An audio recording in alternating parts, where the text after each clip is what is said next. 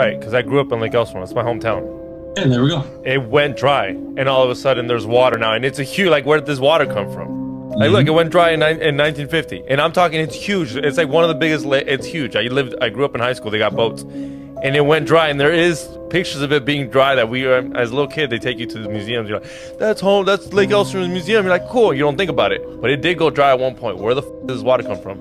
It's got no rivers. Not an ocean. So where does water come from? Did it rain? Yeah, well, they're trying to tell you that they can control the weather, but maybe they've always been able to control the weather. Maybe they just understand the weather better than we understand the weather, and they know how to pull not. Because you talk about people up here. What does that represent when you say the people up here? Are you is there somebody in control up here, or is that like in terms of the power structure up here?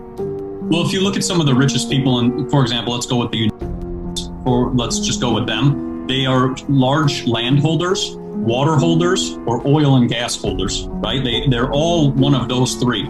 So the person who controls a lot of the water probably also then built a lot of the other dams, right? So then they are the water holder. So that's how I'm just putting them into perspective. So the same people who are building the Hoover dams, we're building all the other dams as well too, because when you build a dam, you block the ability to have, number one, and because when water is flowing like a river or a creek, you can actually harness that river or creek to create.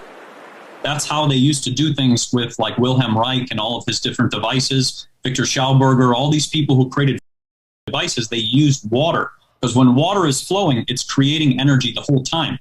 So we get this whole pitch of solar panels and windmills. Meanwhile, with the water, and we could be using that for free.